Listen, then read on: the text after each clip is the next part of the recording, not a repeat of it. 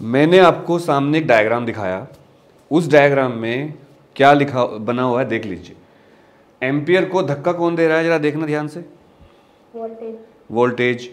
और इसको बांध के कौन पकड़ खड़ा है? रेजिस्टेंस। रेजिस्टेंस। रेजिस्टेंस, ठीक है ना।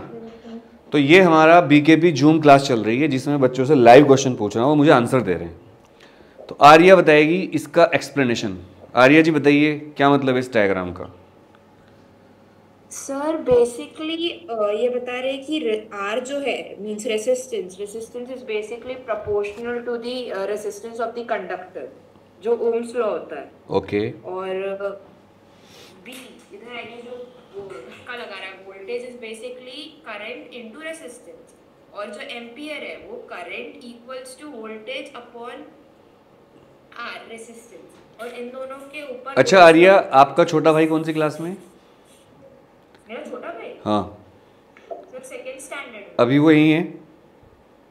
हाँ। उसको ये डायग्राम दिखाना, उससे उसको समझाना जरा ये। अगर वो समझ जाता है तो समझ लो आप समझ गई इसको, आप समझाओ उसको। चलो, क्योंकि एक कहावत है कि अगर आप किसी छोटे बच्चे को समझा देते हो ना कोई चीज़, तो समझ लो आप उस चीज़ को जानते हो। आर्या अपने भाई को कैमरे पे लाओ, मैंने उससे बहुत दिन से देखा। क्या नाम है इसका? रो रहा है वो तो। अच्छा ठीक है, अक्षत। अक्षत एक्सप्लेन करेगा इसको। अक्षत, अक्षत एक्सप्लेन करो इसको। सर इसमें sir I is equal to V upon में R शो कर रहा है sir. Ampere is equal to volt divided by ohm. यार देखो तो सर तुम लोगों को ना एजुकेशन सिस्टम ने बर्बाद कर दिया है, सच कह रहा हूँ मैं। तुम लोगों को बचपन से ना इतना रटवाते हैं स्कूल वाले, इतना रटवाते हैं, माफ़ करिएगा सारे स्कूल वालों अगर इस वीडियो को देख रहे हो। बच्चे ना ये नहीं बता पा रहे इस कार्टून का, इतना प्यारा सा कार्टून, इसका मतलब ही नहीं बता पा रहे हो तुम लोग। बस V equal to I R equal to V upon I। तुम लोगों को एक चलती फिरती मशीन बना दिया स्कूल वालों ने, तुम्हें कोई कॉन्सेप्ट से मतलब ही नहीं है। अर्पित तिवारी बताएगा। अर्पित तिवारी जी कैमरा ऑन करके जरा एक्सप्लेन करो। बीकेपी बैच का फायदा यही है, जूम बैच का, बोर्ड को फोड़ बैच है, जिसमें आप अपने सवाल पूछ सकते हो मुझसे बातें कर सकते हो, मैं आपसे बातें कर सकता हूं, अपने डाउट पूछ सकते हो आप। अर्पित तिवारी कैमरा ऑन करके एक्सप्लेन करो उसको। देखो आपकी ओरिजिनलिटी को खा गए स्कूल नहीं कहूंगा, एजुकेशन सिस्टम आपकी ओरिजिनलिटी को खा गया। आप बुक वॉर्म बन चुके हो, आप रटने वाले बच्चे बन चुके हो, तोता बन चुके हो। तोता जानते हो? मिट्टू मिट्टू, हाँ जी तोता ऐसे बोलता है, उसको पता नहीं होता आप कौन हो। हाँ अर्पित बोलो, एक्सप्लेन करो। सर इस डायग्राम के थ्रू हमें पता लग रहा है कि जो पोटेंशियल डिफरेंस जैसे जैसे वो धक्का देते जा रहा है, वो करंट नामक जो बच्चा है वो आगे बढ़ने की कोशिश कर रहा है उसकी वजह से। ठीक है। लेकिन एक तीसरा बच्चा वहां पे है जो जिसे कहते हैं रेजिस्टेंस है। ओहो वेरी गुड। वो उसे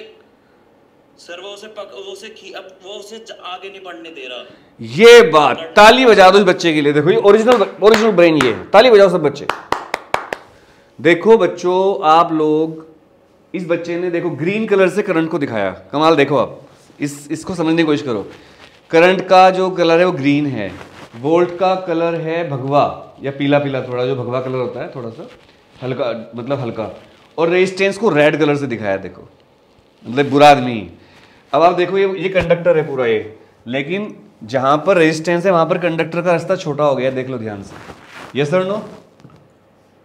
अब आप कहोगे, बहुत से लोग कहेंगे, बहुत से टीचर भी कहेंगे, अरे अनुराग क्या पढ़ा रहा है, बच्चों का टाइम वेस्ट कर रहा है, इतनी देर से ये डायग्राम दिखा रटवा रहे हो बच्चों को, उनको समझा नहीं रहे कुछ भी। उनको तुमने कीड़ा बना दिया किताबों का, किताबी कीड़ा, बुक वॉर्म बना दिया आपने उनको कुछ कॉन्सेप्ट ही नहीं पता। IIT करता है बच्चा, बीटेक, सरकार के 50 लाख रुपए खर्च होते हैं एक बच्चे पे, कम से कम बता रहा हूँ, ज्यादा भी होते होंगे। और 20 लाख उसके होते हैं जनरल कैटेगरी वाले के, 50 और 20 70 लाख, 1 करोड़ मान लो। चलो सरकार अपने डेटा बता देनी, अंदाजा मेरा इतना है कि 50-60 लाख खर्च होते होंगे सरकार के। और वो लड़का या लड़की बीटेक करके IIT से एक सीट खा जाता है या खा जाती है, और बाद में वो करते हैं MBA, ओहो फाइनेंस, और बनते हैं बैंकर।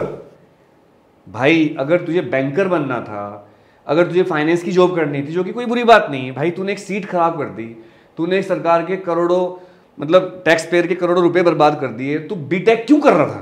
तू बीकॉम कर लेता, सिंपल डिग्री। सोचो। और ये क्यों होता है? उसकी गलती नहीं है, उसको इंटरेस्ट ही नहीं है, उसने बीटेक कर लिया रट के, एग्जाम पास हो जाते हैं इंडिया में रटफट के, और उसने फिर MBA कर लिया, कोई IAS कर रहा है, कोई PCS कर रहा है। भैया तुम बीटेक कर रहे थे, आप मेरिट लिस्ट देख लो IAS की, उसमें कितने IIT मिलते हैं, डॉक्टर मिलते हैं उसमें बहुत सारे, मतलब वो अच्छे डॉक्टर बनते, अच्छे इंजीनियर बनते, लेकिन वो क्या कर रहे हैं, IAS का एग्जाम दे के सरकारी जॉब कर रहे हैं, जो कि एक BA और BCom या BSc वाला भी कर सकता था, उनसे बढ़िया कर सकता था। ये रीजन है इसका।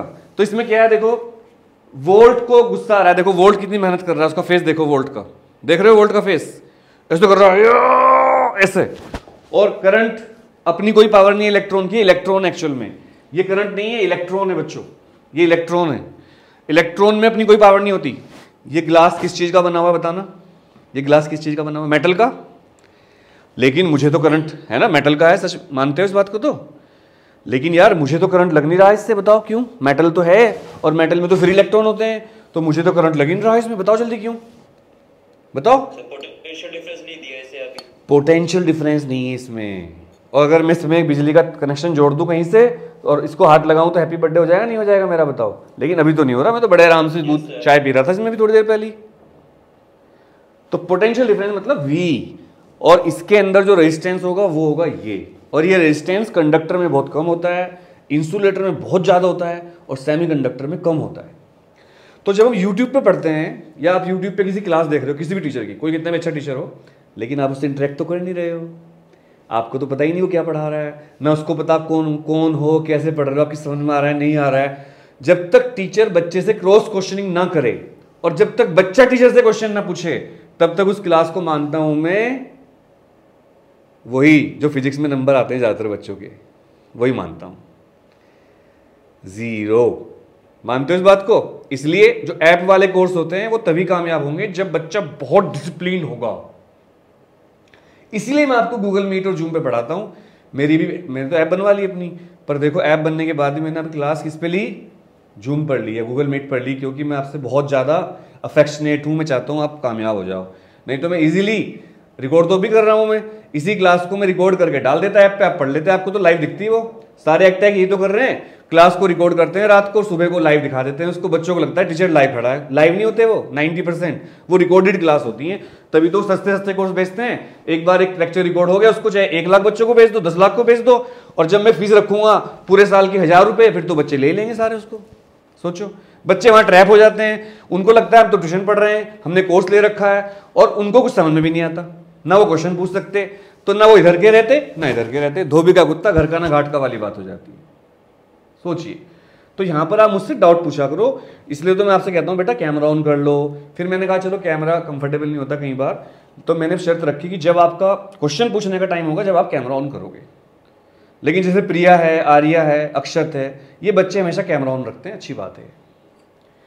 नहीं तो मुझे आपकी शक्ल देख के क्या पैसे मिल रहे हैं यहाँ पर, बताओ? नहीं, कैमरा ऑन करवाने का उद्देश्य होता है आपको अटेंटिव दिखना, कि आप हाँ मेरी बात सुन रहे हो ध्यान से, ये मतलब होता है इसका। Getting my point? वो तो मैं आपसे बात करने के लिए वीडियो कॉल नहीं कर लूंगा आपको, अगर ऐसी बात होगी तो इसीलिए बीकेबी बैच लो, और बीकेबी बैच में 1000 रुपये फीस है केवल अब, और ये पूरे एग्जाम तक चलेगा, मैथ और फिजिक्स का आप ले सकते हो इसको। Thank you.